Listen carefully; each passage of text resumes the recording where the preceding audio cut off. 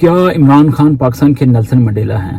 بالکل ہیں میرے نظریے سے، کیونکہ اب دیکھیں نیلسن منڈیلا صاحب جو تھے انہوں نے تو بیچاروں نے بہت سال جیل کاٹی اور ایسا لگتا ہے جیسے ناحق کاٹی، اور ایک لیڈر کے طور پہ ابھر کے سامنے آئے۔ وہ زمانہ تھوڑا سا فرق تھا، لیکن اس پہ بہت وقت بھی لگا ان کو، اتنے سال 30 سال سے زیادہ انہوں نے جیل میں کاٹ دیا۔ اب عمران خان سے کوئی تقریباً 1.5 سال ہونے والا جیل میں، اور یہ بڑا فاسٹ فارورڈ زمانہ ہے، ڈیجیٹل زمانہ ہے، سوشل میڈیا کا زمانہ ہے۔ یہاں پہ ایک ایک دن جو ہے وہ بڑی اہمیت کا حامل ہوتا ہے، پہلے بھی تھا لیکن اب کچھ زیادہ ہوتا ہے، تو آج کل معاشرے کی سپیڈ بھی زیادہ ہے۔ تو میرے حساب تو لگتا ہے جو انہوں نے 1.5 سال کاٹے وہ تقریباً 10-12 سال کے برابر ہے۔ بہت ظلم ہو رہا ہے آپ کو پتہ پاکستان میں، اور دنیا کے کئی ممالک میں جو لیڈر عوامی لیڈر ہوتے ہیں وہ اسٹیبلشمنٹ کے لیے درد سر ہوتے ہیں، کیونکہ اسٹیبلشمنٹ جو ہے اپنے حساب سے کسی بھی کنٹری یا ملک کو چلانا چاہتی ہے۔ تو پاکستان کے ساتھ بھی یہی ہے۔ اب خدا کر کے قاضی فائز سے جان چھوٹی۔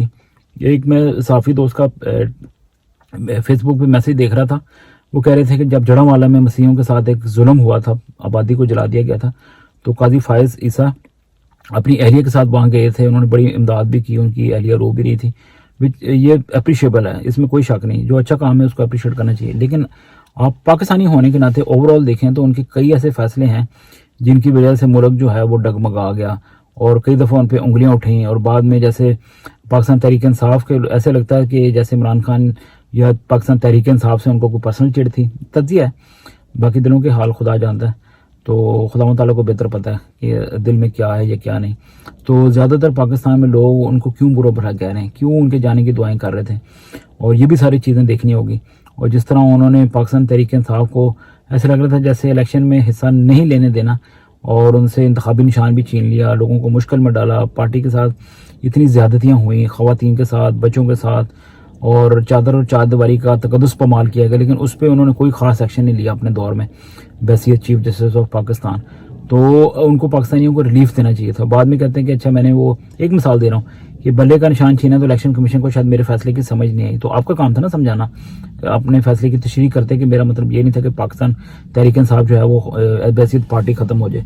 تو بہرحال کنفیوژن تھی، ان کا ایک عجیب ہنگامہ خیز دور تھا، تو اب وہ چلے گئے ہیں۔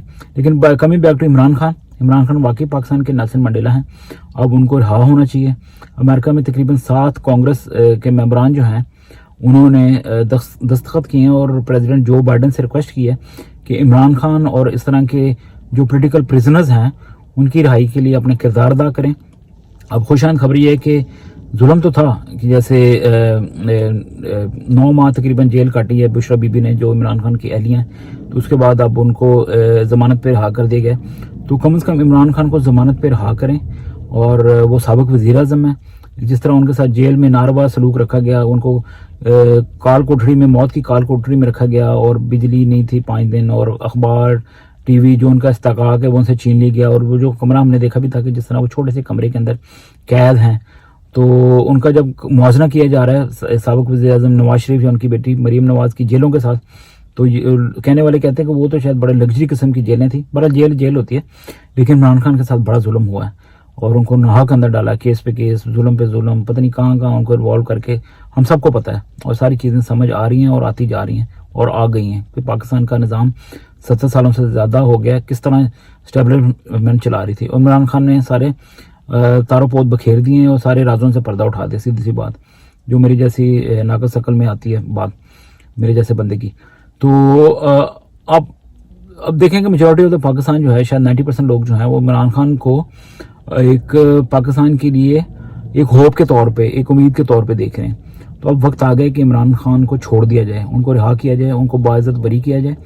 اب اسٹیبلشمنٹ کو بھی شرم آنی چاہیے، بس ہو گیا، کنٹری سٹیبل نہیں ہو رہی، جتنے مرضی آپ پیسے اکٹھے کرنے کی کوشش کریں باہر سے، یا بھیک مانگیں، یا پتہ نہیں IMF سے یا دوسرے ملکوں سے امداد کی اپیل کریں، یا قرضے لیں۔ تو میرے والد صاحب کہتے تھے قرضے آپ پاکستان لیے جا رہے ہیں تو واپس کیسے کریں گے؟ تو اب یہ کہ عمران خان کو پاکستان کی سٹیبلٹی کے لیے باہر آنا چاہیے۔ عمران خان تو آ سکتے ہیں، لیکن ان کو شرم آنی چاہیے، اسٹیبلشمنٹ کو، ایون PTI کے لوگوں کو بھی شرم آنی چاہیے، جو سو کال لیڈرشپ ہے، کہ انہوں نے اب تک عمران خان کی رہائی کے لیے کتنا کو دباؤ ڈالا ہے حکومت کے اوپر اور اسٹیبلشمنٹ کے اوپر۔ سو بہت سی باتیں ہیں، لیکن دعا کرتے ہیں کہ عمران خان سرخ ہو کے پاکستان کے لیے بہتری کے لیے باہر آئیں اور پاکستان کی خدمت کریں، عوام کی زندگی جو ہے وہ ایزی ہو، ملک ترقی کرے، اصل بات تو یہ ہے۔